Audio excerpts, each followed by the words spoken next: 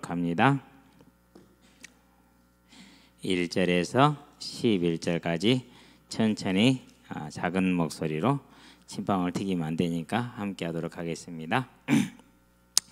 그런즉 우리가 무슨 말을 하리요? 은혜를 더하게 하려고 죄에 거하겠느냐?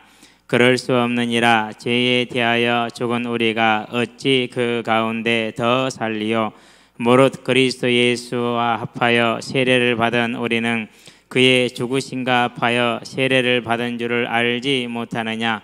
그러므로 우리가 그의 죽으심과 합하여 세례를 받음으로 그와 함께 장사되었나니 이는 아버지의 영광으로 말미암아 그리스도를 죽은 자 가운데서 살리심과 같이 우리로 또한 새 생명 가운데서 행하게 하려 함이라. 만일 우리가 그의 죽으심과 같은 모양으로 연합한 자가 되었으면 또한 그의 부활과 같은 모양으로 연합한 자도 되리라. 우리가 알거니와 우리의 옛 사람이 예수와 함께 십자가에 못 박힌 것은 죄의 몸이 죽어 다시는 우리가 죄에게 종노릇하지 아니하려 함이니 이는 죽은 자가 죄에서 벗어나 의롭다 하심을 얻었음이라. 만일 우리가 그리스도와 함께 죽었으면 또한 그와 함께 살 줄을 믿노니 이는 그리스도께서 죽은 자 가운데서 살아나셨음에 다시 죽지 아니하시고 사망이 다시 그를 주장하지 못할 줄을 알미로라. 그가 죽으심은 죄에 대하여 단번에 죽으시며 그가 살아계심은 하나님께 대하여 살아계심이니 이와 같이 너희도 너희 자신을 죄에 대하여는 죽은 자요 그리스도 예수 안에서 하나님께 대하여는 살아있는 자로 여길지어다. 아멘. 죄에는 죽고 의에는 사는 자, 그렇게 얘기를 했어요. 그래서 그냥 의에 사는 자 이렇게 쓰도록 하겠습니다. 이제 저와 여러분들이 복음이라는 것을 접할 때 자칫 잘못하면은 용서만을 강조하고 은혜만을 강조할 수가 있어요. 그렇게 되면은 상당히 심각한 성경의 말씀을 왜곡하는 오류를 확실하게 가져와요. 그게 역사적으로 항상 지속되어 왔고 지금도 지속이 되고 있고 그렇죠. 그래서 우리는 뭘 봅니까? 왜 하나님이 다윗의 징계를 그토록 기록해 놓으셨느냐? 그러면 이제 우리가 그 다윗의 징계를 통해서 가지고 있는 다윗의 회복을 보면 되죠. 그렇죠? 그래서 이제 저와 여러분들은 성경을 좀 깊이 있게 자세하게 볼 필요가 있다라는 것이죠. 다윗이 무엇을 합니까? 회개를 하죠. 무슨 회개를 합니까? 사무엘하에 보니까 13장 13절에 내가 여호와께 죄를 범하였나이다 이렇게 회개를 하죠. 이 회개는 단순하게 짧게 기록이 되어 있지만은 우리가 하는 것처럼 아유 잘못했네 이런 회개가 아닌 것 같아요. 뭐가 그것을 증거합니까? 그것이 이제 나중에 시편에 보면은 32편하고 51편에 보면 그것이 이제 보여주는데 아주 깊은 회개를 하게 되죠. 자, 이 회개가 일시적으로 끝나는 회개가 아니에요. 사무엘상 4에 보니까 15장 30절에 어떻게 회개를 합니까? 머리를 가리우고 그랬어요. 큰 고통을 말하는 것이죠. 자, 그러면은 다윗과 바세바 사건은 끝났다고 우리는 이걸로 끝난 걸로 생각할 수 있어요. 근데 하나님은 안 끝났대요.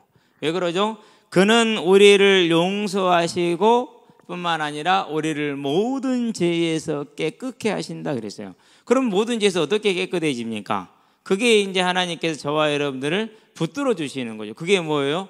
하나님의 매가 저와 여러분에게 있다라는 거예요. 그게 없다. 그건 자녀가 아니고 사생자다 이렇게 얘기를 했어요.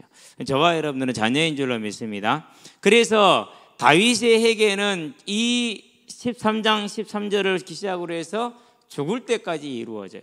죽을 때까지. 저와 여러분들은 이 사실을 바라보면서 우리가 알고 있었던 이분법적인 그런 사고를 살짝 깨뜨릴 수 있게 되길 바랍니다. 그래서 이제 신을 벗죠. 울면서 가지요. 이런 회개를 온전히 이루어 나가는 것이죠. 자, 그러고 이제 뭘 볼 수 있습니까? 이 문제를 만났을 때 그가 사독에게 하는 말입니다. 15장 26절이죠. 그가 나를 죽이기로 작정하셨으면 그 선이 여기시는 그것이 선하다라는 거니까. 하나님이 나를 죽이기로 작정하셨으면 그게 선하다라고 이렇게 고백을 하는 거예요. 우리는 안 그러죠. 내가 원하는 대로 돼야 은혜죠. 그렇죠? 근데 아니요. 하나님이 나를 여기서 끝내기로 작정하셨으면은 그것은 선한 것이다라고 본인이 그걸 수용을 하죠. 그걸 뭐라고 그래요? 그걸 가르쳐서 회복이다 그러고 그걸 가르쳐서 회개라고 그래요. 왜요? 하나님의 완전 주권이 회복된 것이잖아요. 그렇죠? 이제 우리는 이 다윗의 회개를 이제 보는 것이죠. 그러면은 이런 회개는 반드시 뭘 가져오게 되어 있습니까? 하나님의 나라의 충성을 가져오게 되어 있어요. 하나님의 나라에 어떤 충성입니까? 많은 충성들이 있어요. 자, 그가 우리가 보니까 사무엘하 7장이죠. 2절에 뭘 짓기를 원해요? 하나님께 성전을 봉헌해 드리기를 원해요. 그렇죠. 그게 안 됐어요. 허락이 안 됐어요. 허락이 안 되니까 어떻게 합니까? 그리고 역대상에 보니까 29장 1절에서 28절 뭘 드리죠? 하나님께 자신이 가진 재물의 가장 좋은 것을 하나님께 내놓죠. 순금, 오빌의 금, 가장 좋은 금이죠. 103톤입니까? 102톤입니까? 그리고 순은, 순도가 제일 나은 거죠. 238톤. 뭐 우리는 상상이 안 되는 액수죠. 그렇죠? 그것뿐만이 아니죠. 모든 조곡물이라든가 안 그러면 노랑물을 전부 어디로 드리죠? 하나님의 성전으로 드리는 온전한 충성을 드리죠. 자, 이런 게 어디서 온 거라고요? 이게 이 회개가 진행되는 과정에서 지금 진행되고 있다라는 거예요. 그가 하나님께 온전히 충성을 하죠. 자, 그런데 이 충성을 여기서 끝나는 게 아닙니다. 어떤 충성을 볼 수가 있느냐? 사무엘하에 보니까 뭐 어떻게 합니까? 15장에서 빨리 우리가 뭐하자? 도망가자 그렇게 하죠. 몇 절입니까 그게? 예루살렘에서 도망을 나가죠. 왜 그러면 예루살렘을 비켜서 나갑니까? 만일에 그렇지 않으면은 예루살렘이 뭐가 되기 때문에요? 전화를 잊게 되기 때문에 예루살렘을 빨리 벗어나죠. 자, 다윗이 예루살렘 함께 있는 그의 모든 신하들에게 이르되 일어나 도망가자 14절이죠. 자, 보세요. 이제 예루살렘이 전쟁하기 쉬운데요, 어려운데요? 난공불락의 요새예요. 여기를 버리고 나가야겠어. 안 그러면은 수도인데 지켜야겠어요. 수도인데 지켜야죠. 왕궁인데 지켜야 되죠. 아니요. 여기는 신성한 하나님의 도성이에요. 여기서 피를 흘릴 수가 없어요. 그러니까 낳고 나가는 다윗의 충성이에요. 그렇죠. 자, 이 충성이 그 다음에 무슨 일을 가지고 옵니까? 이때 망명으로 왔다라는 것은 그 사람에게 온전히 애속됐다라는 뜻이에요. 완전히 애속이 되어 있는 상태를 말하죠. 그런데 애속되어 있는 이때를 뭐합니까? 선대에서 19절에 보니까 너를 내가 자유케 하노라 그렇게 얘기를 하죠. 19절에 한 사람의 용사라도 필요하잖아요. 그러니까 블레셋의 망명에 있을 때 사무엘상 28장입니까? 전쟁이 났죠. 너는 나와 함께 나가야 할지니 그렇게 해요. 끌고 나가죠. 어쩔 수 없이 끌려가는 거예요. 민족과 전쟁이라도. 그게 망명자의 신세예요. 그런데 뭐예요? 그렇게 하지 않았어요.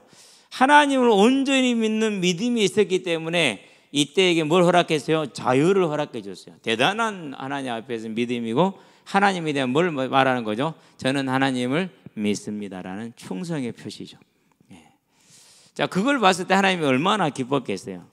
그렇죠. 육신적으로는 보면 이거 아닌데 한 명이라도 더 데리고 와야 이렇게 생각을 했겠죠. 근데 그렇게 하지 않았어요.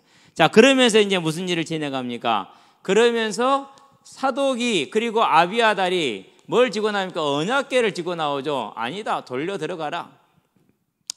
하나님의 언약궤가 자기와 함께 유리 방황하고 이리저리 다니다 행여라도 어떻게 되면 어떻게 되죠? 상할 수 있잖아요.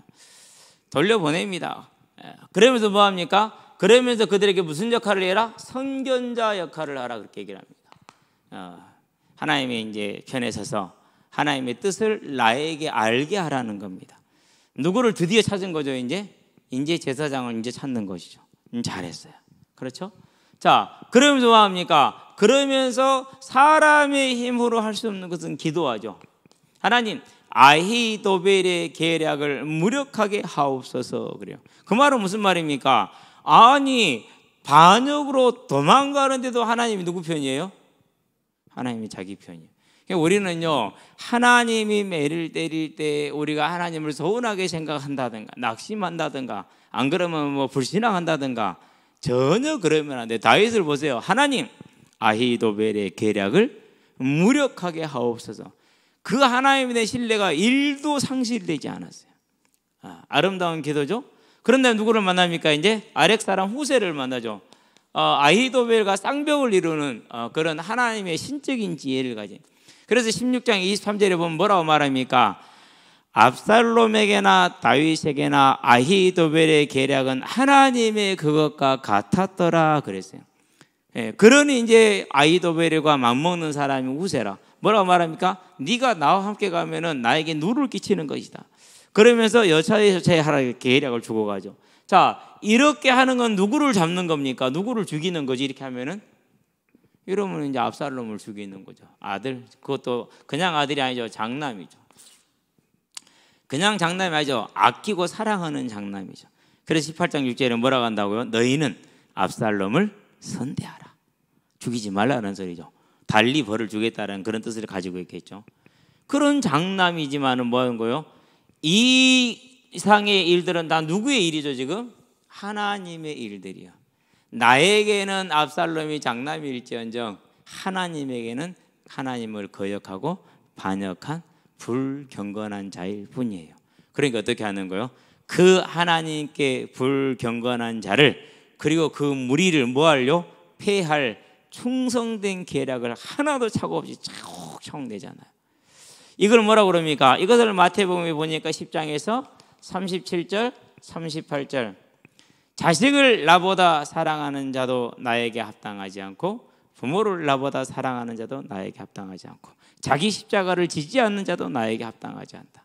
그럼 다윗은 누구한테 합당한 자가 됐어요? 하나님께는 합당한 자가 되었죠.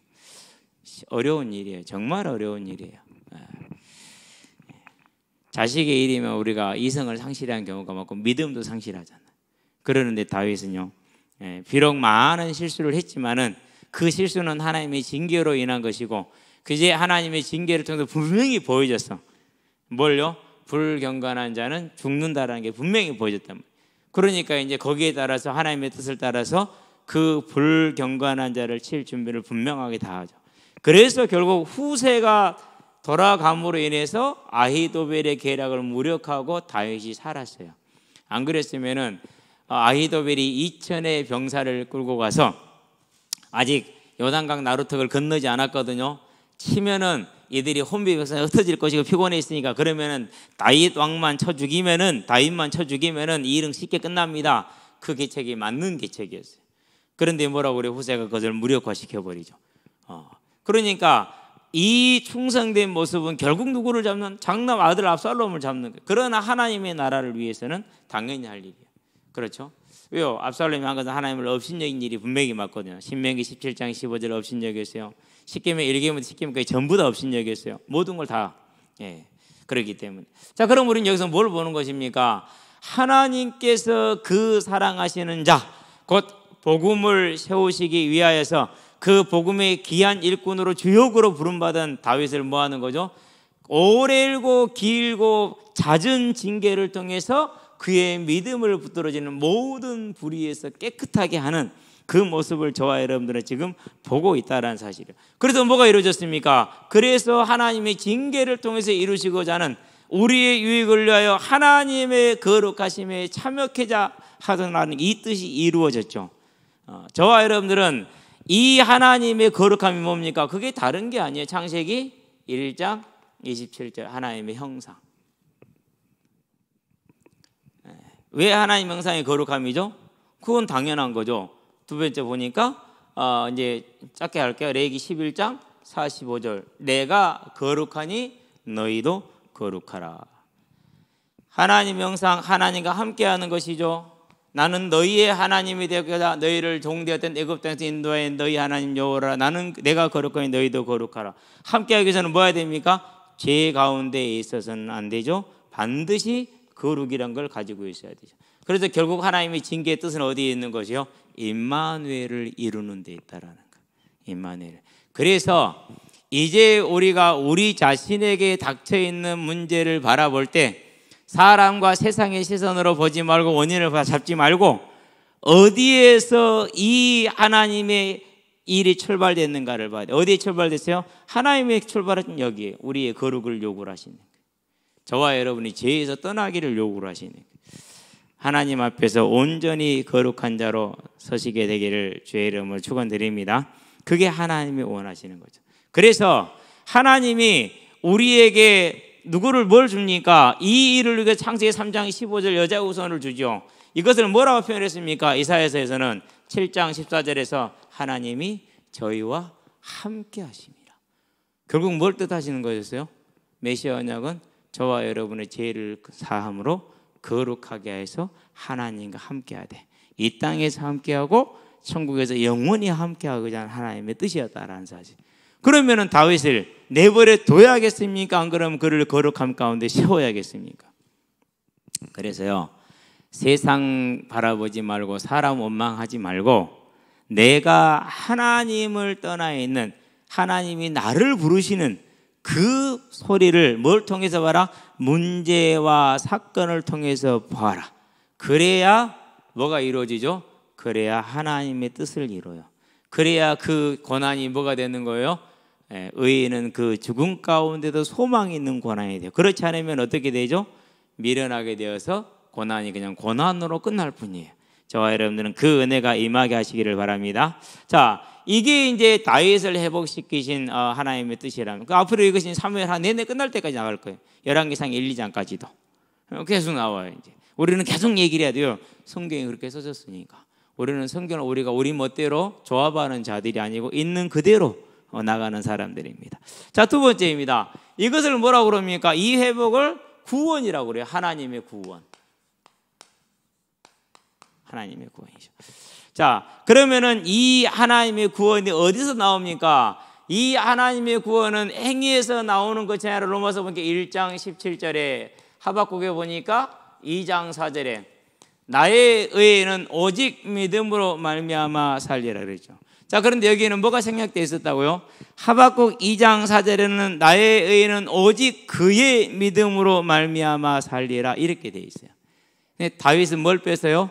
그에서 그라는 단어를 대명사를 빼버렸어요. 그라는 대명사. 왜 그렇게 했느냐? 자칫 잘못하면은 우리의 믿음이 구원의 조건이 될 수 있는 해석이 될 수가 있어.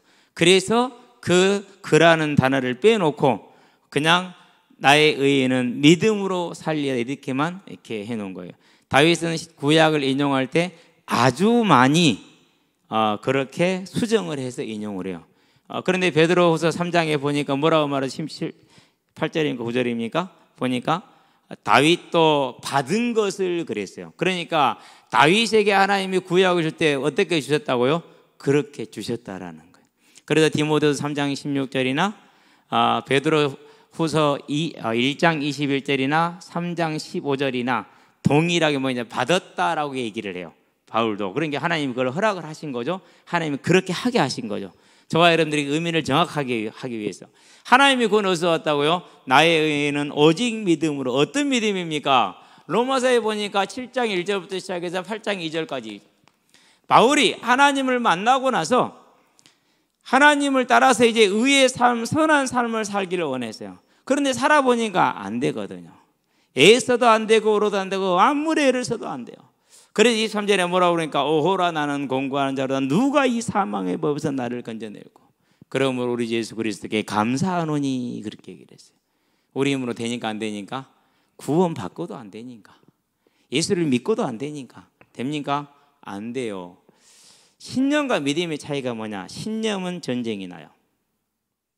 사상과 신념은 미움과 분쟁과 분열과 비판과 이 전쟁이 일어나게 되어 있어요. 그러나 믿음은 복음은 어떻게 되죠? 화해와 치유를 가져오게 되어 있어요. 인내와 수용을 가져오게 되어 있어요. 그러면은 이제 봐봐요. 사도 바울이 오호라 나는 공고한 자로다 이렇게 고백을 했었을 때 자기 자신을 본 거잖아요. 그렇죠? 그러면은 자기 자신만 본 거예요? 아니요. 모든 인생을 본 거예요. 그랬으니 죄인을 만났었을 때 뭐로 합니까? 때로는 위로하고 때로는 꾸짖고 그러죠. 그래서 신약 선생님 바울의 13권의 서신은 위로와 꾸짖음이 항상 같이 나와요. 그렇죠. 갈라디아 교회만은 뭐냐? 주로 꾸짖음이 많아요.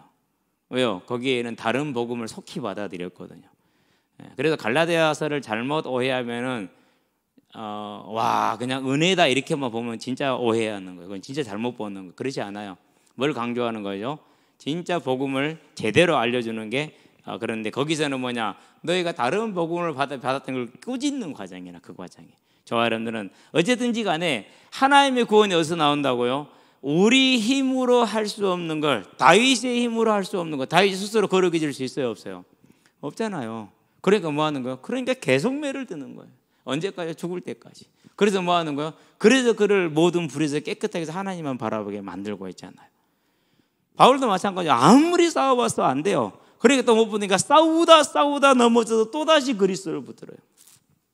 그래서 뭐가 나오는 거예요? 그래서 오직 예수이지 그냥 예수 믿으면 다 끝났다. 그것은 니골라당이나 안 그러면 발람이나 안 그러면 이세벨 하는 말이지 성경은 그렇지 않다라는.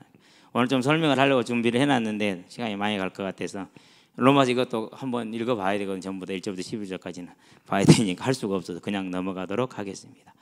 자, 그래서 저와 여러분들이 뭘 보는 겁니까? 이렇게 죄에서 사함을 받는데 실은 이것은 성화를 말하는 거거든요. 근데 제가 일단 친구로 가져왔어요. 근데 성화에 해당되는 구절이에요.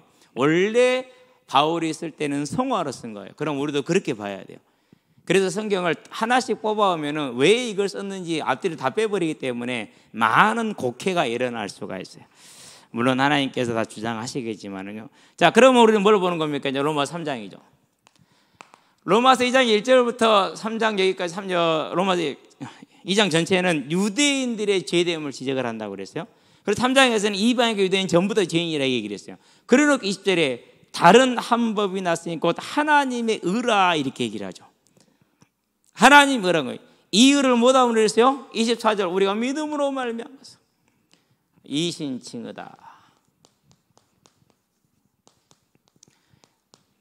Justification by faith 이렇게 해서 영어로도 설명을 해요. 즉 믿음으로 무죄를 선고받다라는 거예요.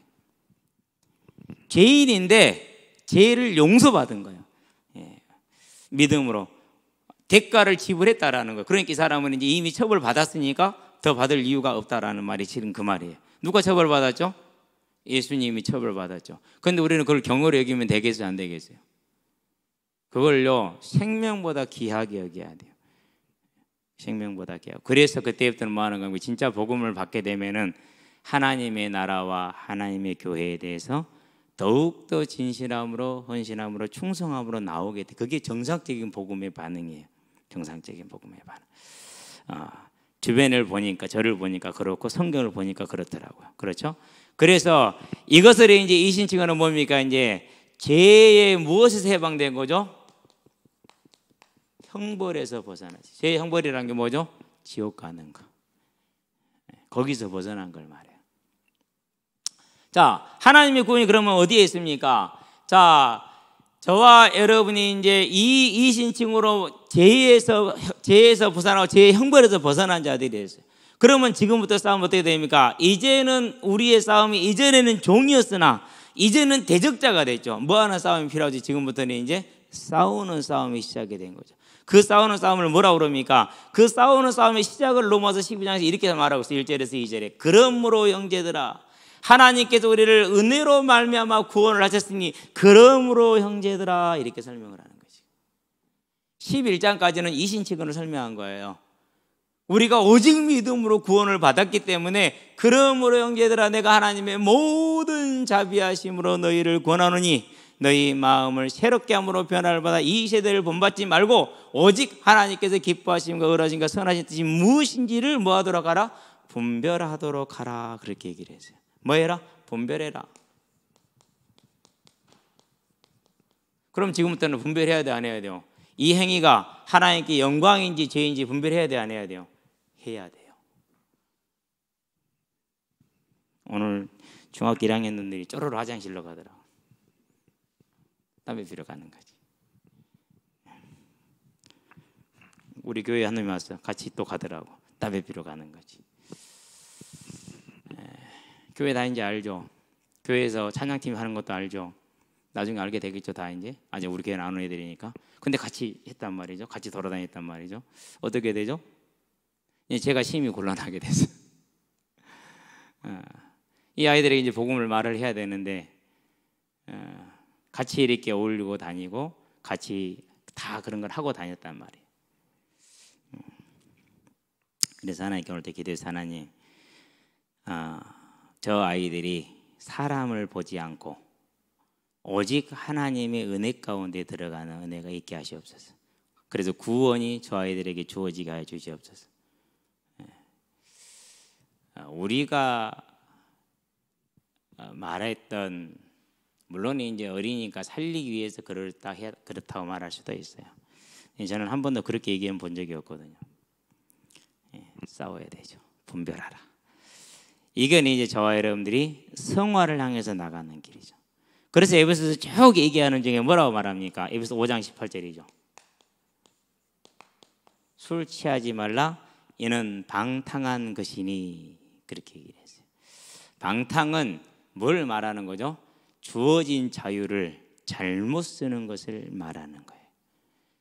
그것을 가르쳐 히브리서 6장에서 보니까 예수를 다시 십자가에 못 박는 것이 되랬어요.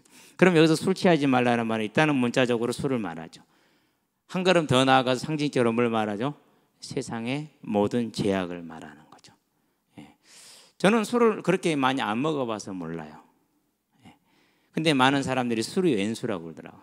술 기운에. 그래서 저는 법을 고쳐야 된다고 생각해요. 그 함무라비 법전에서 유래된 죄의 의지가 아니라 죄를 짓게 되는 상태, 그걸 중요시 여겨야 된다고 봐요.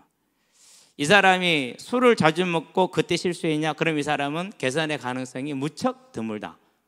그래서 두세 배 가중처벌을 해야 된다라는 게 이제는 그 고대의 법이 이제는 바뀌어야 된다고 생각을 해요. 그래서 죄의 상태, 개선의 가능성, 재범의 가능성, 이제 법률을 정하는 기준을 바꿔야 된다 생각을 하거든요. 아마 이 논의가 반드시 일어날 거예요. 일어나야 돼요. 진작에 일어났었어야 돼요. 진작에. 지난번에도 중학생 저학년들이 차를 훔쳐가지고 아주 광란에 질주하고 많은 사람이 큰 피해를 줬죠. 그러고 웃으면서 집에 갔어요. 우리 척법소년이에요. 경찰을 보고 우리 척법소년이에요. 해보세요. 어떻게 할 건데요? 아무것도 못해요. 우리가 이제 그런 모습은 아니겠죠. 그러나 분명히 저와 여러분들에게 뭘 요구하고 있어요? 하나님의 구원을 지금 요구했어요. 너희의 구원을 뭐하라? 이루라. 그 이루라는 그 어떤 집의 딸내미 이름인데 이루라, 이루리, 이루마. 이루마는 알죠? 두 누나가 이루라, 이루리예요. 두 누나 이름이. 그런데 참 그 집은 괜찮은 집안이에요. 우리가 이루어 하나님의 구원, 저와 여러분의 구원을 이루어 가시게 되기를 바랍니다. 어떻게 이루어야 됩니까? 예수님이 말했습니다. 마태복음이죠. 24장이죠. 뭐라고 말합니까? 너희를 미혹할까 주의하라, 그렇게 얘기를 했어요. 23절에서 24절. 할 수만 있다면 믿는 자라도 그 믿음에서 떠나게 하리라, 그렇게 얘기를 하죠. 그렇죠? 그러면은 이 미혹을 어디서 설명했다고요? 고린도전서에 보니까 6장 9절에서 10절에 설명을 했어요. 그렇죠? 거기에 첫 번째가 뭐죠? 음란을 버리고, 이렇게 나오죠. 왜 음란을 버리라고 그러죠? 다른 죄는 몸 밖에 행하는데 이 음란은 하나님의 몸에 행한다고 그랬어요. 그러면 우리가 하나님께 영광을 돌리는 게 뭐라고 그랬어요? 영으로 영광 돌린다고 그랬어요? 아니면 몸으로 영광 돌린다고 그랬어요? 하나님은 몸으로 영광 돌리라고 그랬어요. 중요한 얘기죠. 그렇죠? 그래서 미혹이 뭐로 임한다고 그러니까 이제 그게 니골라는 라오스라는 백성이라는 말하고 니카이라는 정복하다, 빼앗다라는 두 단어가 합성된 게 니골라예요.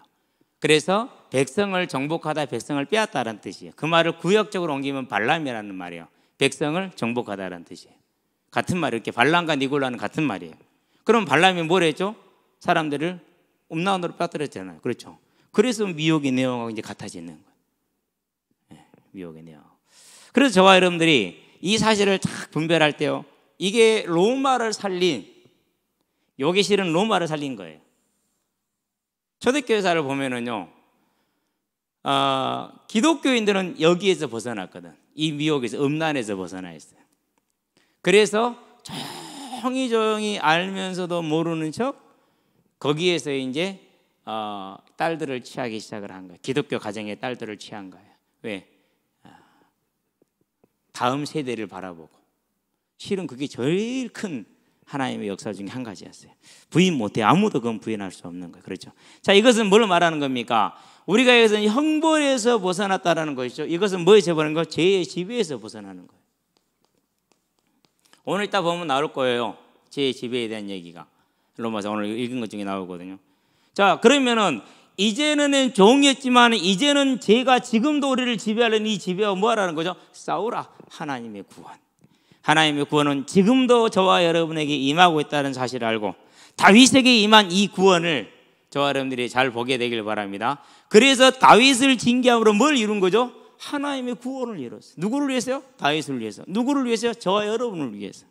그렇다면 우리가 이 죄의 지배를 이겨나가는 구별된 삶, 성화의 삶은 누구를 위한 거라고요? 나를 위해서. 누구를 위한 거라고요? 하나님의 뜻 안에서 이 복음을 받아야 될 생명을 위해서.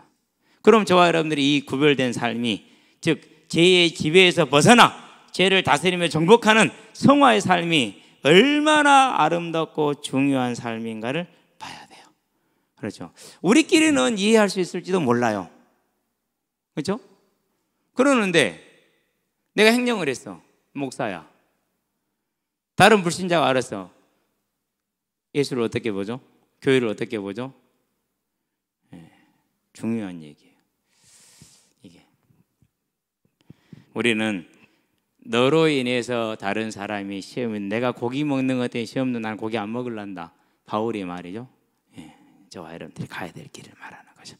자, 그러려면은 이 하나님의 뜻을, 구원을 이루는 길이 뭡니까? 그게 저와 여러분들이 뭘 가져야 된다는 얘기죠? 소망. 소망이 있어야 돼. 소망이 뭡니까? 이 몸의 소망 무언가? 우리 주 예수뿐일세. 그렇죠? 그러면 우리 주 예수 우리에게 소망이 되는 이유가 뭐죠? 왜 하나님 우리에게 육신을 주셨어요? 이것 때문에 그러는 거죠. 우리가 예수가 소망되는 것은 그의 부활하심 때문에 우리에게는 소망이 되는 거예요. 그래서 초대교회 사도행전의 1장부터 쭉 읽어보면 뭘 증거하고 있어요? 다 그가 부활하셨다는 걸 증거해요. 확증이거든요. 그가, 예수가 그리스도는 확증이야. 두 번째는 무슨 확증이에요? 우리도 그가 육신이 부활했기 때문에, 완전한 사람으로 오신 예수가 부활했으니까 우리도 부활할 거라는 증거야. 그게 뭐가 됐다고요? 그게 믿음의 이유, 그게 믿음의 소망. 그러면은 지금 내 육신의 문제가, 지금 내 경제의 문제가, 지금 내 건강의 문제가, 지금 내 자녀의 문제가 해결되어 있지 않다 할지라도 나는 뭐 할 수 있는 사람이에요? 소망을 가지고도 넉넉히 남는 사람이에요. 근데 왜 이 소망이 없죠? 믿음의 이유와 본질을 잘못 잡았어요. 수정합시다. 우리의 소망이 어디에 있다고요? 우리의 소망은 주께서 부활하셨다는 그 사실에 든든히 세워져야 돼. 이 소망의 세계를 주의 이름으로 축원드립니다. 그래서 고린도전서에서 15장 19절에 만일 우리의 믿음이 다만 이 세상뿐이라면은 우리가 이 세상에서 가장 불쌍한 자니라 그랬어요. 왜요? 우리의 믿음은 이 땅의 문제 해결받는 것도 중요하지 이 땅에 있지 않거든요. 우리의 소망은 어디에 있다고 그랬어요? 우리의 소망은 우리 몸의 속량을 기다림이라고 그랬어요. 로마서에 보니까 뭘 기다린다고요? 몸의 속량을 기다린다. 로마서 8장에. 그러면은 저와 여러분들의 몸의 속량을 기다린다. 어떻게요? 51절 호련히 변화되리니, 그것을 바라보고 오늘 뭐 하는 거예요? 인내하는 거예요. 그래서 지금 감옥에 잡혀 있어요. 한 번만 부인하면 살 수 있어요. 눈앞에서는 사자한테 찢겨 먹히고 있어요. 그러면서 비명소리가 들려. 사자한테 도망가면서 사자한테 찢겨가 죽지 않은 상태에서 그 물어뜯길 때 고통으로 비명소리가 들려. 그러면데도 나는 지금 뭐 하고 있는 거예요? 발발발발 사시나무 떨면서 왜 그 자리에 예수를 부인을 못하죠? 왜 못하는 거예요? 사람 앞에서 나를 부인하면 나도 아버지와 천사들 앞에서 너를 부인할 것이요 사람 앞에서 나를 시인하면 나도 아버지와 천사들 앞에서 너를 시인하리라. 그 하나님의 말씀 하나 때문에. 근데 목사들이 어디 가가지고 과장님 사장님 그래요. 이게 그냥 넘어갈 일인가요? 한 번만 신용만 해. 정수증 줄게. 그럼 너 괜찮잖아. 살 수 있잖아. 아니 그냥 신용만 하라니까 누가 진짜로 하라냐? 왜 이렇게 멍청하고 미련하고 고집이 있었냐고. 신용만 하면 살잖아. 그럼 이 고문도 멈추고 재산도 다 보장받고 네 지위도 보장받는데, 그런데 그렇게 해요 못해요? 못해요. 근데 우리는 그게 이제 뭐가 됐어요? 아무렇지도 않은 시대가 됐어요. 코로나가 왜 교회를 때리는지 우리는 고민해 봐야 돼요. 왜 솔직히 몇 명 나오지도 않았어요. 그러는데도요 신천지보다 더 지금 뭐예요? 더 떴어요. 왜 그럴까요? 하나님 왜 이렇게 우리를 천하게 만들어 버렸을까요? 근데 너무나도 쉽게들 그렇게 하더라고요. 참 무서운 죄이죠. 우리는 우리의 소망이 여기에 있다는 거. 그게 뭐죠? 하나님의 구원을 이루어가는 큰 능력이라는. 그러면 성령 역사가 어디에 있다는 거예요? 죽은 자가 살아나고 질병이 떠나가고 귀신이 떠나고 성령 역사 맞아요. 그런데 진짜 성령 역사는 어디에 있어요? 좀 이따 나올 거예요. 세례를 받는 것, 그와 연합하는 것, 그게 성령 역사거든 실은요. 그게 어디에 있는 거예요? 그 성령 역사는 우리를 이 소망에 붙들어 주는 거예요. 진짜 능력이에요. 사복음서를 자세하게 한번 읽어보세요. 예수님이 무엇 때문에 십자가를 졌고 무엇 때문에 십자가를 포기하지 못하는지 우리에게 이걸 주시기 위해서 저와 여러분들은 굳건히 붙들게 되길 바랍니다. 자, 바울이 말합니다. 자기 인생을 너무너무 힘들게 살았어요. 선한 싸움을 싸웁니다. 성질나도 참아야 됩니다. 손해봐도 참아야 됩니다. 억울해도 참아야 됩니다. 답답해도 인내해야 됩니다. 선한 싸움들이죠. 그렇죠? 비판을 받아도 뭐 해야 됩니까? 대답하지 못합니다. 왜? 선한 싸움을 싸워야 되니까. 그 수많은 인내를 행합니다. 많은 환난과 고난과 핍박이 따릅니다. 그럼에도 포기하지 못합니다. 그걸 선한 싸움이라고 그러죠. 자, 그렇게 비판을 당합니다. 배신을 당합니다. 조롱을 당합니다. 교회로부터. 그런데도 교회를 향한 염려 때문에 자기 마음이 편치를 않습니다. 그런 선한 싸움을 싸우는 것이죠. 그러면서 뭐합니까? 그러면서도 믿음의 길을 달려갑니다. 걸어가는 것도 아니요, 달려가는 거죠. 그럼 달려가는 게 뭐가 임합니까? 달려도 곤비치 않고 걸어도 피곤치 않네. 이 힘이 임했겠죠. 자, 그렇게 가면서 뭐합니까? 언제나 눈앞에 펼쳐지는 광경이 그 믿음을 지키기 어려울 만한 일들이 많았어요. 그런데도 믿음을 지켰죠. 뭐 때문에요? 이거 하나 때문에.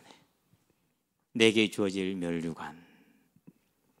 이 소망을 갖고 붙은 것이죠. 어떤 소망입니까? 이 면류관을 이렇게 말해서 계시록에 보니까 22장 1절에서 5절에 면류관을 쓰고 세세토록 영원히 다스릴 것이다. 그 소망, 뭘 이루는 거죠? 하나님의 구원을 이루어가는 큰 닭과 같아서 넉넉히 하나님의 나라에 들어가게 하는, 저와 여러분들은 이 소망, 그것도 하나님의 구원을 이루시고 그 구원을 충만하게 받으시기를 주의 이름으로 축원드립니다. 내게 있는 문제 속에서 염려되고 걱정이 됩니까? 진짜로 무릎 꿇어야 돼요. 왜요? 나는 이 완전한 걸 가지고 있는데 아직도 그걸 모르고 있잖아요. 그럼 얼마나 답답하겠어요. 하나님, 이 아둔함을 깨우쳐 주시옵소서. 하나님, 이 미련함을 깨우쳐 주시옵소서. 하나님, 나에게 이 하나님의 천국을 바라볼 수 있는 눈을 열어 주시옵소서. 그래야지 내가 소망이 있어야 참고 인내하지. 내가 소망이 있어야 싸울 힘이 생기지. 내가 소망이 있어야 우리가 힘껏 포기하자고 나갈 힘이 생기는 것 아니에요. 그럼 이걸 얼마나 구해야겠어요? 뭘 구해야겠어요? 하나님, 저 인간 좀 바꿔주세요가 아니라 하나님, 이 소망 안에 내가 들어가게 해 주시옵소서. 이제 이 싸움을 해야 되는, 진짜로 싸우는 싸움이죠. 다른 거 싸우지 말고 이 싸움 싸우시게 되길 바랍니다.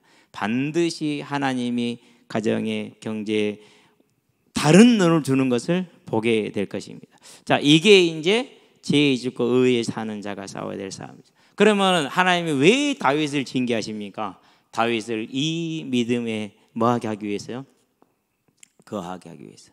칭의의 믿음에, 성화의 믿음에, 영화의 믿음에 이르게 하기 위해서 다윗에게 뭘 드는 거죠? 매를 든 거죠. 그래서 이제 그 매가 앞으로 계속됩니다. 하나님의 은혜가, 하나님의 사랑이 계속 임하는 것이죠. 그러면 저와 여러분은 세 번째 무슨 싸움을 싸워야 됩니까? 이제 저와 여러분의 싸움, 뭘 싸우는 거죠? 이제 죄와 싸워야죠. 그게 로마서 6장에서 설명을 하고 있는 겁니다. 6장을 한번 보도록 합시다. 6장 1절이죠. 그런즉 우리가 무슨 말을 하리요? 은혜를 더하게 하려고 죄에 거하겠느냐 그랬어요. 이 말은 무슨 말입니까? 죄악이 아무리 어떤 죄가 있다 할지라도 그리스도의 대속의 십자가 사건을 믿을 때 그 풍성한 은혜로 인해서 우리가 죄 사함을 받습니다라고 바울이 말하니까 유대인들이 그러면 죄를 더 지으면 은혜가 더 충만해지겠구만, 이런 이제 무식한 말을 한 거예요. 실제로 그랬어요. 거기에 대한 바울의 대답이에요. 그런즉 우리가 무슨 말을 하리요? 은혜를 더하게 하려고 죄에 거하겠느냐, 이렇게 얘기를 하는 것이죠. 5장에서 설명한 것이 죄에 거하는 문제가 죄를 깨닫는 문제였단 말이죠. 이 6장에서는 이제 그걸 이어서 이제 유대인들의 예상되는 질문을 상대로 지금 대답을 이렇게 하는 겁니다. 실제로 니골라당이라든가 안 그러면 발람의 교훈이라든가 이세벨의 교훈이라 이런 것들이 교회 안에 깊이 파고 들어왔어요. 그래서 니골라 같은 경우는 발람이라고 그랬잖아요. 뭐라고 얘기를 했냐면 골자가 그래요. 자유다, 은혜와 복음의 시대다. 율법과 율법의 시대는 끝났고 은혜의 시대가 왔기 때문에 이제 우리는 자유다, 이렇게 얘기를 했어요. 갈라디아서 5장 13절에 뭐라 했어요? 육신의 기회로 삼지 말라고 그랬죠. 근데 그렇게 해석을 잘못한 거예요. 그래서 술 마셔도 되고 뭔 소리를 해도 별로 문제가 안 되는 거예요. 자, 그러면서 뭘 얘기를 했느냐면요, 자유와 방종을 구분하지를 못했잖아요.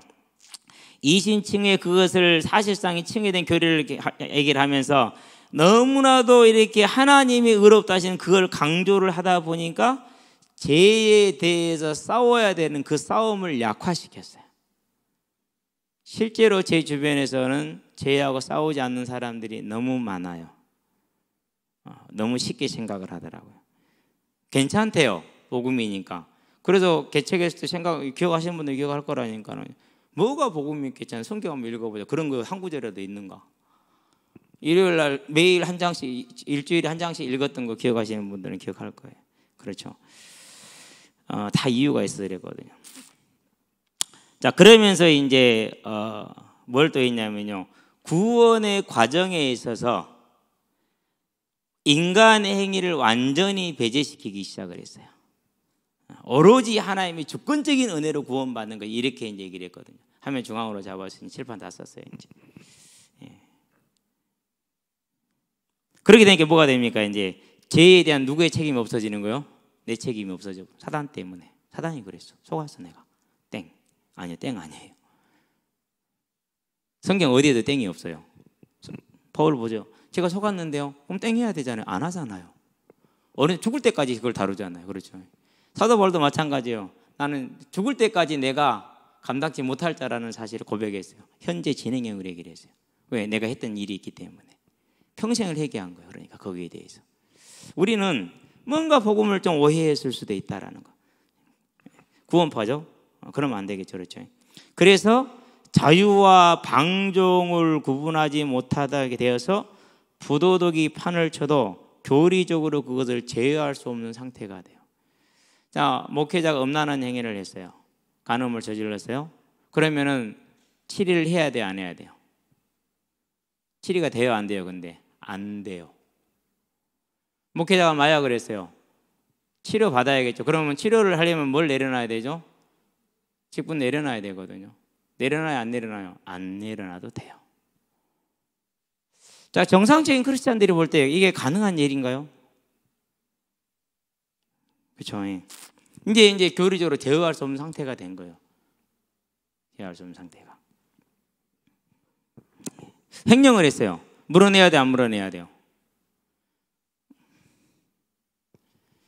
이제는 상황이 이제 걷잡을 수 없이 되는 겁니다. 우리 교단 얘기하는 겁니다. 다른 데 얘기 안 해요. 다른 집은 우리가 모르니까, 우리 집이니까 얘기를 하는 것이지. 이게 이제 그런즉 우리가 무슨 말을 하리요? 은혜를 더하게 하려고 죄에 거하겠느냐. 실제로 이런 일들이 교회에서 있다라는 거예요. 있다라는 거. 아마 여러분이 봤을 수도 있어요. 예수 그리스도 안에 있는 자는 항상 예수의 보살핌이 있기 때문에 요한일서 5장 18절 맞죠? 옷깃도 건지지 못하는 이라. 근데 그 앞에 단서가 있어요. 무슨 단서가 있죠? 하나님을 사랑하는 자라는 단서가 있어요. 그건 빼버리고 얘기를 하는 거죠. 어디서 무엇을 하든지 해를 받지 않아. 그리고 그것이 물론 죄도 되지 않아. 책임과 자유 한계를 없애버린 무절대한 생활이 되겠죠. 이제 실제로 그렇게 됐어요.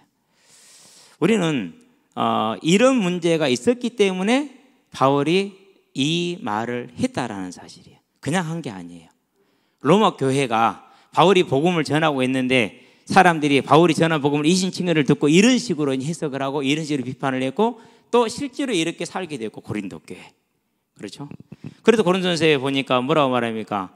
너희 중에 심지어는 음행이 있다는 이런 것은 이방인 중에도 없는 거예요. 너희가 그것을 부끄럽게 여기지 않고 그들을 치리하지 않고 오히려 뭐 했다고요? 잘했다고 칭찬하니라. 로마서 1장 32절에 불신자들의 행위가 똑같다라는 것이죠. 심지어는 더 악하다라는 것이죠. 있었어요. 이제 뭐 발람과 이세벨은 뭐 비슷하니까 넘어가는데 이세벨 같은 경우는요 선지자 역할을 했어요. 선지자 역할이라는 건 뭐냐면은요 하나님의 말씀을 받아서 내는 걸 선지자 역할이라고 그래요. 그래서 말씀을 자기 마음대로 뭐 하는 거예요? 이제 해석하는 수준이 아니라 자기 직접 내는 수준이라. 그런 내는 것 중에 크게 두 가지가 있어요. 하나는 뭐였느냐? 죄가 더한 곳에 은혜가 넘쳤느니라 라고 얘기를 했죠. 그러니까 죄가 직접 한번 체험을 해봐. 그럼 은혜가 얼마나 넘치는지 알 거니까. 그러고는 이제 그 교회를 해서 직접 그 죄를 이렇게 하게 한 거예요. 가장 대표적인 것이 이제 집단 성행위 같은 것. 항상 그것은 인간의 가장 저 끝터리에 있는 타락한 욕구죠. 스와핑. 그런 거거든요. 근데 고대 시대에는 그게 별로 어렵지 않은 일이었어요. 왜요? 남창 여장이 항상 성전에 있었기 때문에 제사 드리러 간다는 얘기는 남창을 만나러 가고 여창을 만나러 가는 일이었거든요. 그러니까 별일이 아니었어요, 실은. 근데 그게 안 없어요. 교회 안에 그대로 남은 거예요. 그걸 이세벨의 가르침이라고 그래요. 근데 그것을 니골라, 에베소는 쫓아냈는데 다른 교회들은 그걸 분별을 못 해낸 거예요. 그대로 놔두고 그대로 받아들여 버린 거예요, 그냥. 그리고 두 번째는 뭐였느냐?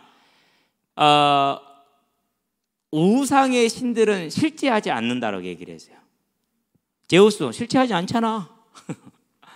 부처 없잖아. 실제하지 않는다고 말해요. 이건 가상의 신들이기 때문에 그들에게 제사를 드리는 것은 우상 숭배가 아니다라는 희한한 논리를 세운 거예요.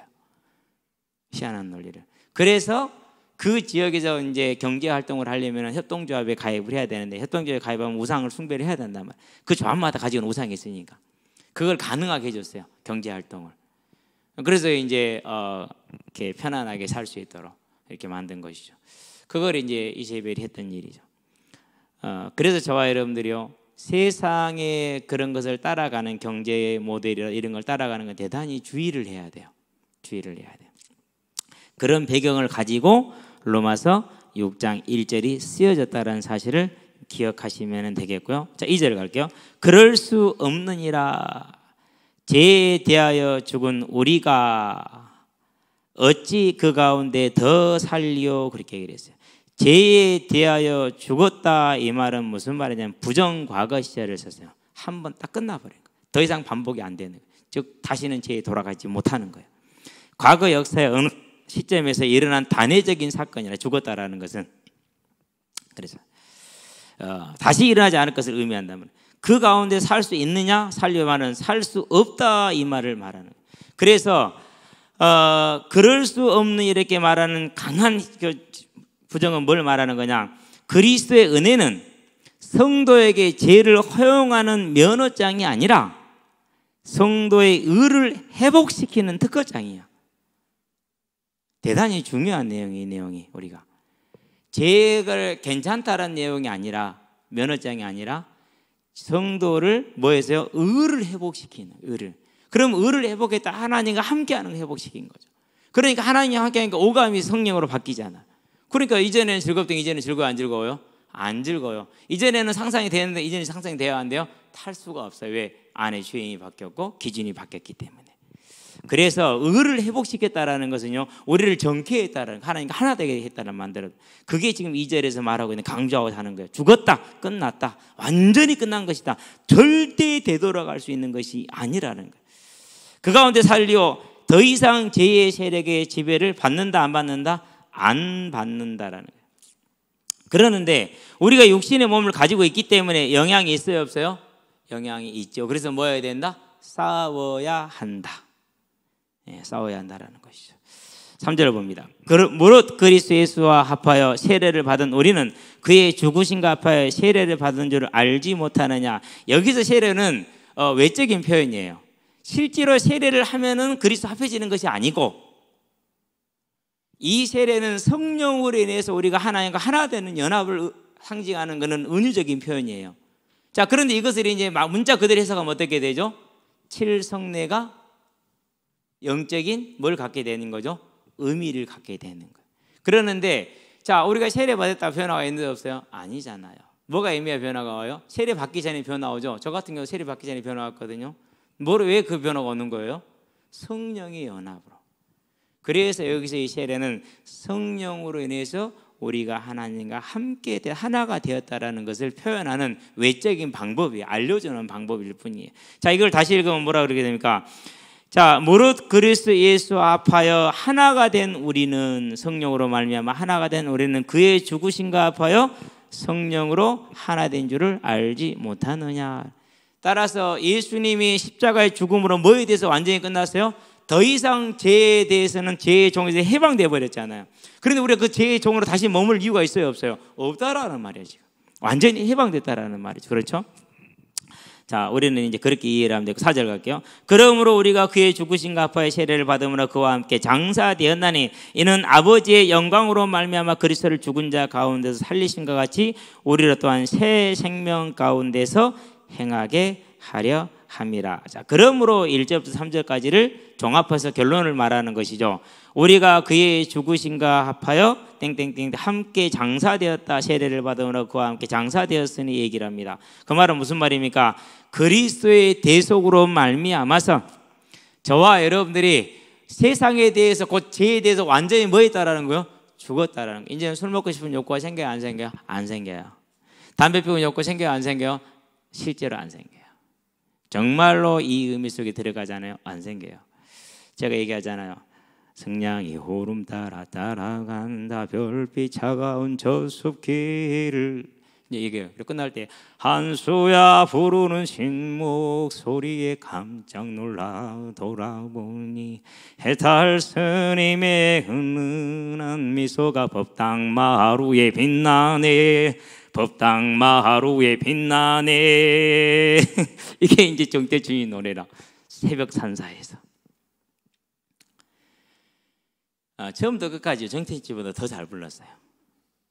웃으시는데 진짜요. 사람들이 어떻게 정태춘보다 더 좋대요. 왜요? 딱 그 노래를, 정태춘이 노래를 듣는 순간 내 영이 딱 하나가 됐어요. 완전히 딱 하나가 됐어요. 야, 형석아, 이 테이프 놔주라. 안 돼. 아, 이 새끼야, 하나 주라. 안 된대. 너 돈 많고 부자잖아. 강지수 손꼽히는 부자였거든요. 나나 주라. 안 돼. 에이 씨발, 내 산다. 그래가지고요, 당장에 돈 못 해갖고요, 정태 테이프를 3개인가 샀다니까요. 그냥 듣는데요, 가사 다 외웠어요. 노래 다 불렀어요. 하나도 빠짐없이. 예수 믿었거든요. 6개월 동안 한 번도 안 불렀어요. 날마다 입에 달고 자랐는데 6개월 지나다 부르니까 안 불러져요. 가사가 기억이 안 나요. 가사가. 두 번째, 그 분위기가 안 나요. 그 분위기가 절대 그 분위기가 안 나요. 아, 이게 영이 바뀐 거구나. 안 되는구나. 그러면 그 전에 내가 살았던 것은 완전히 잡혀 있었던 거구나. 아, 이것도 영적인 것이네. 와, 진짜 영적인 게 맞네. 사실이 그래요. 저와 여러분들은 뭐 했어요? 이제 그리스도의 죽으심과 합하여 같이 죽었으므로 세상에 대해서, 죄에 대해서 죽은 거예요. 죽은 이 육신을, 이 썩을 육신을 부활시키지 마시게 되길 바랍니다. 부활할 수 있어요, 없어요? 부활돼요. 그래서 뭐 해야 돼요? 날마다 관에 못질을 해야 돼요. 날마다. 된다니까요. 예. 아버지의 영광으로 말미암아 그리스도를 죽은 자 가운데 살리셨죠. 그래서 영화롭게 하셔서 하나님 보좌 우편에 앉게 하셨잖아요. 그와 같이 우리도 또한 완전히 새로운 생명 가운데 생활할 수 있도록 그렇게 하기 위해서 뭐 하셨다고요? 그게 하나님이 부활하신 이유, 목적, 우리에게 주신 연합의 의미. 그러면 저와 여러분들은 새 생명 가운데 생하는 새로운 삶으로 변화되는 하나님의 은혜가 있게 하시기를 바랍니다. 그래서 우리는 뭐 하는 거예요? 그래서 고민하는 거예요. 그래서 뭐 하는 거예요? 그래서 갈등하는 거예요. 그래서 고민하고 왜 항상 육신이 살아나니까 또 살아나고 또 살아나니까. 그렇죠. 영적인 연합과 인격적인 연합이 완전하게 이루어졌음에도 불구하고 사단이 이거를 또 깨뜨리고 들어옵니다. 아담과 하나님을 깨뜨렸던 것처럼 그 우리보다 더 완전한 연합이었는데 장사되었다. 완전히 죽었다. 끝났다. 십자가의 죽음을 상징하는 그런 의미로 보면 됩니다. 그래서 아버지의 영광으로 얼마나 큰 겁니까? 그렇죠. 저와 여러분들이 이제 새 생명의 원리에 지배된 그런 삶을 살기 원하는 것이 위해서 예수님께서 부활하시고 승천하신 것임을 알게 되기를 바랍니다. 5절입니다. 만일 우리가 그의 죽으심과 같은 모양으로 연합한 자가 되었으면 또한 그의 부활과 같은 모양으로 연합한 자도 되리라 그렇게 얘기를 했어요. 미래형을 썼어요. 그런데 이 미래형은 뭘 뜻하냐면요, 현재에 이미 되어진 사실의 기초에서 그대로 영원히 될 거라는 거예요. 그게 되리라는 말이에요. 지금 이미 되어 있는데 그게 그대로 영원까지 갈 거라는 거예요. 그러면 저와 여러분들 이것을 유지를 해야겠어요? 안 그러면 또 놓쳐야겠어요? 뺏기지 마시게 되길 바랍니다. 자, 그러면서 6절입니다. 우리가 알거니와 우리의 옛사람이 그렇게 얘기했어요. 옛사람, 옛날에 나, 옛날에 내 자, 예수님을 믿기 전에 나, 아담 안에 있을 때의 나, 예수님을 믿기 전에 내 존재를 총칭하는 말이 옛사람이죠. 예수와 함께 뭐 했다고요? 죽었어. 십자가에 못 박혔나니. 못 박힌 것은 죄의 몸이 죽어 다시는 우리가 죄에게 종노릇하지 아니하려 함이니 그랬어요. 죄의 몸이 뭡니까? 죄의 영향 아래서 죄의 영향을 받고 있는 그 몸을 뭐 하겠다는 거예요? 지금 이 몸을 계속 뭐해 나가야 되는 거예요? 죽여 나가겠다는 거예요. 죽여 나가겠다. 그러니까 우리는 죄의 몸을 가지고 있죠. 살아 있어요. 이 죄의 몸이 살아 있잖아요. 그렇죠. 육신의 쾌락, 명예욕, 물질력, 권력력 다 살아 있잖아요. 그래 이걸 뭐 하기 위한 거라고요? 우리가 십자가에 못 박혀서 옛 사람을 죽인 것은 이 죄의 몸이 죽어서 다시는 우리가 죄에게 종노릇하지 아니하려 함이니 그렇게 얘기했어요. 그러니까 싸워야 돼, 안 싸워야 돼요? 싸워야겠죠. 이는 7절입니다. 죽은 자가 죄에서 벗어나 의롭다 하심을 얻었습니다. 죽은 자는 누구를 말하죠? 죄의 세력에서 벗어난 이신칭을 얻은 자들. 그래서 성화 속에 들어가기를 원하는 그런 자들을 죄의 세력에서 벗어난 우리를 말하는 것이죠. 그래서 성의 이 죄의 몸, 육신의 몸을 약화시켜야 한다라는 것. 계속 뭐 해야 됩니까? 눌러서 살아나지 못하도록 매일매일 싸워야 되는 것이죠. 자, 근신하라 깨라 너희 대적 마귀가 우는 사자와 같이 뭐들이 역사한다고요? 우리 몸의 역사인데 몸의 욕구를, 몸의 생각을 자극하는 것이죠. 그렇죠? 8절 갈게요. 자, 그래서 가기 전에 우리가 지금 간절히 구하는 게 뭡니까? 몸의 속량, 이 죄의 몸이 완전히 죽고 새로운 몸으로 바뀌는 거. 그래서 부활을 그렇게 소망하는 이유가 거기에 있는 거예요. 사도 바울이 부활을 그렇게 기다렸던 이유가 거기에 있어요. 어호라 나는 공고한 자로. 이 공고함을 가지고 매일 싸워 나가죠. 칼빈은 하루에 3,000번 죽는다 얘기를 했어요. 하루에 3,000번, 말이 3,000번이지 3,000배. 그죠? 얼마나 그러니까 이 죄의 몸이 살아나는가 싸우는지 알 수 있는 부분이죠. 8절 갈게요. 자, 만일 우리가 그리스도와 함께 죽었으면 또한 그와 함께 살 줄을 믿노니 그렇게 얘기를 했어요. 즉 우리가 구원을 얻었으니 예수를 믿었으니 그와 함께 살 것이라는 것을 확실하게 가지고 있다. 확실성 있는 견고한 믿음으로 갔노니. 자, 이건 구절을 말하기 위해서 이는 그리스도께서 죽은 자 가운데 살아나셨음에 다시 죽지 아니하시고, 여기서 다시 죽지 않는다라는 말은 우리말을 잘 옮기려면 절대로 다시 죽지 아니하시고 이래야 돼요. 원 의미가 그 뜻이에요. 원 의미가 절대로 다시 죽지 아니하고 그런 뜻이에요.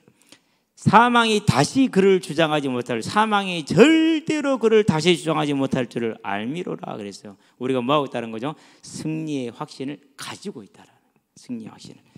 그러니까 중요한 거예요. 너 왜 승리 확신을 가지고도 졌어? 그럼 되겠어요, 안 되겠어요?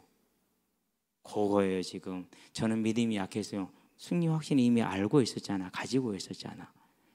절대 핑계해요 못해요? 핑계 못해요. 불신자들이 핑계해요 못해요? 못해요. 너 알고 있었잖아. 하나님 알고 있어요. 다 모르는 사람 한 사람도 없어요. 그 양심이 가지고 있기 때문에. 자 10절입니다. 그가 죽으심은 죄에 대하여 단번에 죽으시며 그가 살아계심은 하나님께 대하여 살아계심이니 그렇게 얘기를 했어요. 자 죄에 대하여 죽었다라고 얘기를 하죠. 자기 백성이 지은 죄와 허물을 위해서 죽으셨어요. 예수님께서 그가 죽으시면 예수님이 죽으심은 자기 백성이 지은 죄와 허물을 위해서 죽으심이요 그가 살아계심은 하나님께 대하여 하나님의 영광을 위하여 살아계심이니 그랬어요. 저와 여러분들 예수를 믿은 게 뭐라고요? 하나님의 영광이 되는 것이니까. 그렇죠? 그렇게 이제 됩니다. 11절 마지막 절입니다. 이와 같이 너희도 너희 자신을 죄에 대하여는 죽은 자요 그리스도 예수 안에서 하나님께 대하여는 살아있는 자로 여길지로다 그렇게 얘기를 했어요. 자, 이 구절을 존 스토트라는 이 신학자는 어떻게 얘기를 했는지 쉽게 이렇게 풀었어요. 만약 그리스도의 죽으심이 죄에 대한 죽으심이었으면 그의 살으심이 하나님에 대해 살으심이고 그리고 우리가 그의 죽으심과 살으심 안에서 그와 연합되었다면 우리 자신은 죄에 대하여는 죽었으며 하나님에 대하여는 살았다. 그리고 우리는 그와 같이 여겨야 한다. 뭐하라는 사실이죠? 사실을 그대로 받아들이라는 사실이에요. 있는 그대로 받아들이라는. 칼빈은 좀 세게 얘기했어요. 그리스도와 연합하여 죄의 노예 상태에서 해방된 성도는 영적인 자유를 얻은 만큼 다시는 죄의 종이 되지 않기 위해 날마다 육체의 소욕을 제어하는 성화의 삶을 살도록 분투해야 한다. 분투라고 했어요. 힘껏 싸우는 거예요. 그렇죠? 이것은 죄에서 완전히 끊어져 거룩함과 의 가운데 온전히 거할 때까지 해야 한다. 가능하지는 않은 얘기죠. 그런데 그것을 목표로 삼아야 된다라는 거예요. 그게 종교 개혁 때 원래 처음 내걸었던 기치예요. 이것이. 자, 여기서 우리가 이제 여긴다라는 단어인데요. 명령형이에요. 현재 명령. 계속 그런 게 명령인 거예요. 근데 무슨 뜻이냐면요. 이건 원래 회계할 때 쓰는 단어예요. 수입이 100만 원이었어요. 지출이 100만 원이에요. 피아노 사는데 80만 원 쓰고 그리고 이렇게 바이올린 사는데 20만 원 썼어요. 그러면 100만 원 받아서 80만 원, 20만 원 쓴 걸 그냥 그대로 받아들이는 거죠. 그렇죠? 그것을 여긴다고 그렇게 얘기를 해요. 그러니까 우리가 이 믿음을 어떻게 하라는 거죠? 있는 그대로 받아들이라는 명령이에요. 그러니까 뭘 빼지도 말고 더하지도 말고 있는 사실 그대로. 어떻게 해요? 자, 너희 자신을 죄에 대해서는 죽었으니까 죽은 자다? 살지 말라는 거죠. 왜요? 그렇게 예수로 연합해서 죽었잖아요. 죽은 거야. 다른 말 하지 말라는 거죠. 그리스도에서는 하나님께 대해 살아있으니까 이제 하나님께 살아있는 자야. 다른 말 하지 말라는 거예요. 그러니까 만약 우리가 이제 사단 때문에 속았어요. 그럼 어떻게 되는 거죠? 딴 말이 되는 거예요. 그것은 네가 틀렸어. 네가 잘못한 거야. 용납이 되죠, 안 되죠? 한 대 맞아야죠. 아야하고. 그렇죠? 물론 이제 그 징계는 언제 시작이 돼요? 회개가 와야 징계가 시작이 돼요. 근데 회개 안 오면 징계를 모르겠어요. 잘 안 하는 것 같아요. 근데 회개가 와야 징계인지를 알지니까 하나님은 그렇게 하시기 때문에. 그래서 우리가 의에 대하여 사는 자다라는 말씀을 다윗을 통해서 다시 한번 로마서를 통해서 다시 한번 확인했어요. 징계를 내리셨어요. 뭐 때문에요? 그를 의에 거하게 하기 위해서. 그러면 저와 여러분들이 구원을 받았어요. 이제는 의에 거해야겠어요. 안 그러면 다시 돌아가야겠어요. 돌아가지 않기를 주의 이름으로 축원드립니다. 기도합시다. 살아계신 아버지 하나님, 죄에 대하여 죽은 우리가 다시는 죄에 대하여 거하지 아니하도록 하나님 우리를 붙들어 주셔서 오직 하나님을 향한 살아있는 자, 하나님을 향해 살아있는 자가 되는 하나님과 연합한 자로 설 수 있도록 붙들어 주시기 원하고, 우리가 마음에 원하며 하나님께 부르짖을 때마다 때를 따라 돕는 은혜를 더해 주심으로 우리의 일생이 주 앞에서 있게 하시고 주와 함께 하시고 주의 뜻을 이루는 삶으로서는 은혜를 있게 하셔서 하나님 앞에 이르렀을 때, 우리 주님 앞에 이르렀을 때 우리의 면류관을 벗어서 주께 드리는 영광을 얻을 수 있도록 주님 우리에게 은혜를 더하시기를 그리스도신 예수의 이름으로 기도합니다. 아멘.